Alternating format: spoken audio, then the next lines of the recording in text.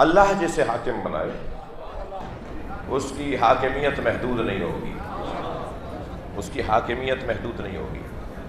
جی اچھا، مومنوں پر حاکم ہونا زیادہ مشکل ہے یا جانوروں پہ حاکم ہونا زیادہ مشکل ہے؟ انسانوں پر حاکم ہونا زیادہ بڑا اعزاز ہے یا پتھروں پر حاکم ہونا زیادہ بڑا اعزاز ہے؟ جی جی انسانوں پر حاکم ہونا زیادہ بڑا کمال ہے یا ہواؤں پر حاکم ہونا زیادہ بڑا کمال ہے؟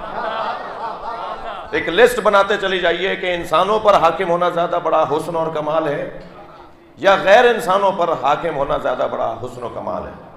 عجیب بات ہے، اگر میں یہ کہہ دوں کہ نبی ہواؤں پر حاکم ہے تو حلق سے نہیں اترتا، اور اگر میں کہوں انسانوں پر حاکم ہے تو مان لیتے ہیں۔ اگر میں کہوں کہ نبی جانوروں پر حاکم ہے تو تھوڑا سا مشکل ہو جاتی ہے بات ماننے میں۔ اگر میں کہوں نبی فرشتوں پر حاکم ہے، اگر میں کہوں کہ نبی جنوں پر حاکم ہے تو تھوڑا سا اچھا کیسے دلیل؟ یعنی پودوں پر، پتھروں پر، ہواؤں پر، جنوں پر حاکم ہونے پر کہتے ہیں اچھا کیسے، دلیل کیا ہے؟ اور اگر میں کہوں انسانوں پر حاکم ہے تو فوراً مان لیتے ہیں۔ پہلے طے کرو کہ کون سا حاکم ہونا زیادہ بڑا کمال ہے۔ اللہ نے اپنے نبی کو انسانوں پر نہیں، مسلمانوں پر نہیں، مومنوں پر حاکم بنایا ہے۔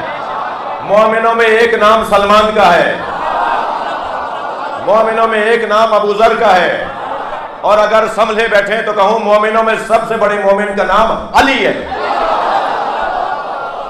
جو علی کا بھی حاکم ہو۔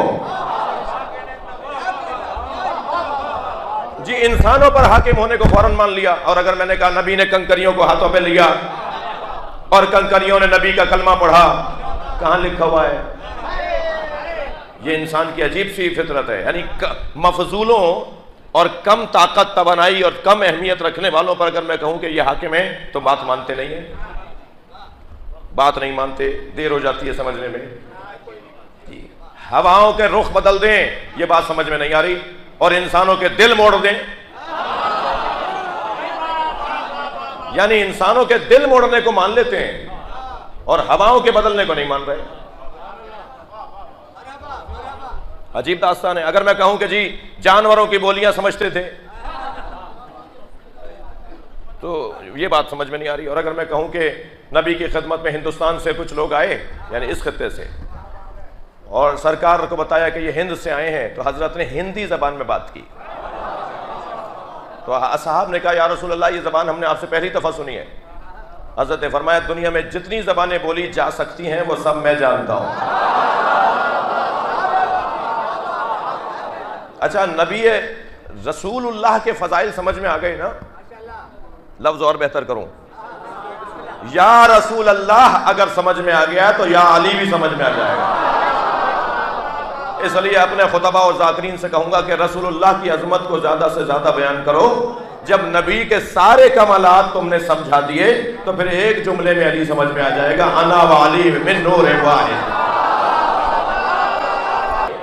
میرے بچوں اور جوانوں تک بات گئی میری، میرے کم سن ساتھیوں تک، اور جدید علوم سے آراستہ اور پیراستہ جوانوں تک بات گئی۔ ہم جب کمالات مصطفیٰ کو بیان کریں تو وہ باتیں ہضم نہیں ہوتی، مگر اگر ہم کہیں کہ نبی انسانوں پر حاکم، جی اللہ حاکم بنا رہا ہے بھائی، اللہ حاکم بنا رہا ہے، بنانے والا رب العالمین ہے، جسے بنا رہا ہے وہ رحمت للعالمین ہے۔ رحمت للعالمین کا مطلب تو یہی ہوا نا کہ یہاں کے لیے بھی رحمت، وہاں کے لیے بھی رحمت۔ رب العالمین کے ساتھ رحمت للعالمین، یعنی جہاں جہاں تک اس کی ربوبیت ہے وہاں تک محمد کی رحمت ہے۔ اب یہ اللہ جانے اور جس کو دائرہ اختیار دیا ہے وہ جانے، ہماری تو وہ بات ہی نہیں ہے، ہم تو صرف بعض الفاظ تو صرف الفاظ کی حد تک ہمیں سمجھ میں آتے ہیں۔